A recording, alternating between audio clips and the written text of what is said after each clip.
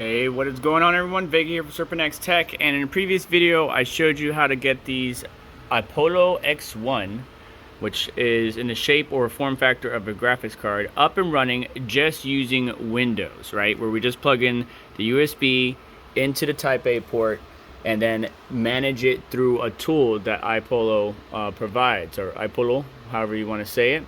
Now I want to get it working with the Orange Pi, and I'm going to show you. It's very simple to do, but the Orange Pi is basically going to turn this thing into a device that we can manage via the network instead of having it connected to a desktop computer running Windows, because I want to get back on Ubuntu for my Xilinx C1100 FPGA. So the goal, as mentioned, is just to get this guy connected via the network. So we are going to need a network cable to plug into this guy right here. Then the X1 plugs into this Type A port here, and then we need to power this device via the micro USB connector that you can see right there. We also have a micro SD card that we can update. It's actually not a bad one. It's a SanDisk 16 gigabyte. So it's not a SanDisk micro SD card. I misspoke. The colors are a copycat, but it's just a 16 gigabyte micro SD. We can take this and plug it into a computer to install the firmware directly on this SD and then plug it into the Orange Pi, or we can just log in via the network and connect and update the firmware that way. So let me plug this all up, switch over to the computer, and we'll have to go find it on the network. All right, so there we are. You can see you got network connectivity there. USB blue cable is going to the iPollo, and then the other micro USB is connecting to our motherboard. So even though we're going to be booting into Ubuntu, it doesn't matter. As long as we got our power supply connected, we can find this thing on the network and manage it there. And honestly, this might be the better way, because the software, the desktop software that we're using for this, I notice after a while it likes to crash multiple times. So going the Orange Pi route, or getting this connected via network connectivity instead of a user interface on an OS, is probably the better way to go. So now we just hit the power button on this thing and switch on over to the computer. And see all the fans gonna start to spin up. There they go. So we are good to go now. All right, and now on the computer, I just want to go ahead and get my FPGA up and running first. I have a bunch of videos and guides showing you how to do this, so if you're interested, check out the channel.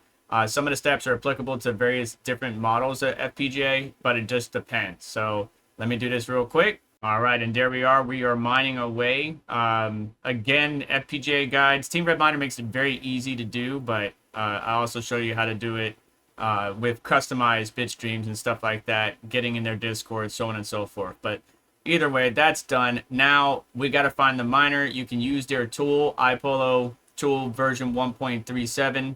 It's just an IP scan tool. I also like to use Angry IP Scanner. That's a good one to use as well.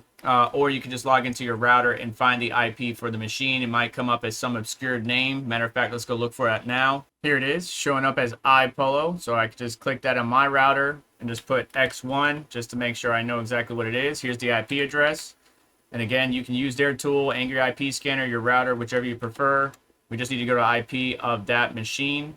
There it is. Now we need to enter the default login information, which on their website states the password is root. So root, definitely don't leave that on a default password. Your browser will warn you. So we'll go ahead and close that. Never save that password. And now we need to go ahead and configure everything, but we can see the firmware version that we're on, 2.11 or 101.56. And I'm not sure which firmware version the Orange Pi is using, but on their website, the latest one is right here. We got it for the SD card or that guy.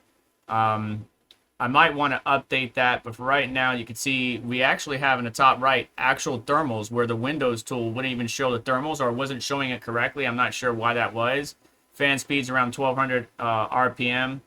Information overview. We get some additional information. There's the pools and everything that we need to update and change. So miner configuration. Here we go. Let's go ahead and update all of that to match the pool that we want to mine on. In my case, it's going to be unmineable. In my case, I'm just using the same settings that I have for my Jazz miner, and you can see at the top here, select coin. You got ePash and ETC hash. I'm just going to switch over to ETC hash. Note that when you switch that, it's going to change everything you just put in. So you might want to flop back and forth to make sure you get the server settings configured for both etc hash and eth hash. And then we can scroll down. We can add other configuration like API allow, like certain IPs, stuff like that, lock it down. More options. I think there's some extra command arguments we can put in here. We're not going to worry about that. And you can set the network configuration as static. I usually do that at my router, but I'm just going to leave it on DHCP and then hit save and apply at the bottom. So we can let that, start to mine while we're going through the rest of the configuration options here available. You do get more options compared to the Windows tool that we talked about in the previous video, but the same basic stuff, right? Get your server set up. The fan scheduling is a little bit just simpler here on the online version. I think in the Windows one, we saw auto, manual, hash rate, and then something else. I'm just going to leave it on auto. If it gets hot, I'll adjust it and go from there. But we get the same logs that we were able to see, just in a cleaner format. Because that GUI that they had, that the iPollo team provided for their miner management, was really crap. Not trying to be disrespectful, it just wasn't polished whatsoever. So we got the running log, we got the running status to where we can see any kernel errors or anything that's what's going on with the machine. I like this bits of information or data. Helps me really identify where there might be a root problem or what's causing a problem, error log especially. All of this is good data. The average user probably isn't going to care too much for it, but you can download it, you can manage it, whatever. You can discern what the hell is going on. Now, password change, this is the first thing that I should have done. And first thing I would always recommend, do not leave the default password as root. Go ahead and put that in there and then hit save in the bottom right. Firmware upgrade. You can see that we can upgrade the firmware for this particular device, but I'm trying to figure out, is it going to update the Orange Pi or the actual miner itself? That's a very good question. I'll probably answer that in a little bit. Then you got diagnostics data where you can do some trace routing, some ping, some NS lookup. System reboot where you can reboot the device or log out, and then running overview is just going to give you a graph, a chart, see what's going on. We've been up for 16 minutes, but we haven't officially started mining yet. Need to make sure that this device gets online and starts connecting. You can see over here we're alive and we're getting works right now from the second pool. You can see it says Stratum Active True. That's the pool we are currently mining on. I think there might be something it doesn't like with the Solana address, or maybe it can't mine Solana. I noticed that with iPollo miners like the G1 Mini, it wouldn't allow me to mine NiceHash or to mine Grin through NiceHash or through Unmineable or whatever other pool I tried. So certain pools will work and certain pools won't, and different firmware versions might open up the door a little bit more. But let me go figure out what this will actually update and make sure that I'm not going to brick something in the process. Yeah, so the firmware version that I have is like a really, really like early prototype or early day firmware version. You can see this one says 2.103, and the one we're on is right now is 2.101, and the latest version is just so much higher. So we're going to go ahead and click on Flash Image. We're going to need to browse our device for that firmware, and you can see here I was playing around with the AL0 from PB Farmer. Check out my content on that. But I like to keep all my firmware nice and neat. And then here's the firmware version. There's an SD card, so if we wanted to, we could use Rufus, Belina Etch, or whatever to burn this image. Like take the SD card out, put it in the computer, burn it that way, or update it that way. But in this case, we're just going to update it through online. There you go. Upload. And then the system or device is probably going to want to update or restart after it's done. It confirmed everything. Flash image was uploaded. Below is a checksum. We just verify that checksum. Everything is good to go. And we do want to keep our current pool configuration, settings, all that stuff. So we're going to go ahead and leave that check and hit continue. And now be patient with it, as your device will need to flash and then restart. And after the reboot, we were logged out of the login page. This is the problem with the GUI. So it does transfer over to the web interface. You see how it's offset and it's not fitting? The desktop one does the exact same thing. Just refresh it and you should be good. It looks like we are connecting to a pool. It says enabled, yes, status alive. We can see it's connected to the bottom pool. Got 21 get works.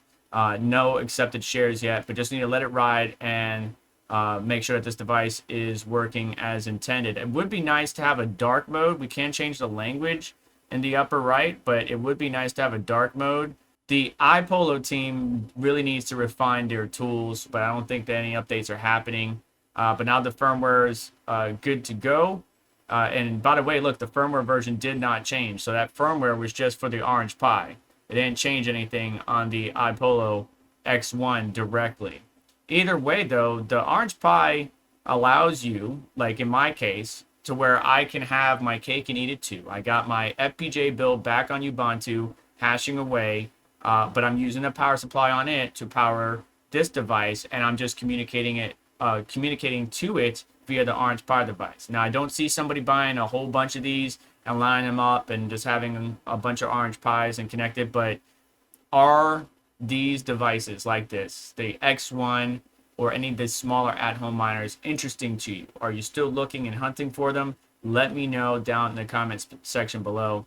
But the Orange Pi does make life a little bit easier with it versus the Windows tool that's available. Now, I could see somebody using the Windows tool instead of the Orange Pi. They just have like the device off to the side or on their desktop or something like that, providing power and hashing through their own desktop rather than through the online interface. But I don't have to worry about it because it's always going to be online. It's connected to the network, and I can always manage it wherever I am in the house or out abroad. But the Windows version, you know, obviously if there's a Windows update or something like that, that program shuts down, a reboot, whatever, then you're SOL. Whereas on the network, this will run 24/7 unless there's an error, which we can always use the logs to find out. Either way, that's going to do it for today's video. So do me a favor on the way out. Hit the like button. Make sure to get subscribed. Hit notification bell to stay up to date.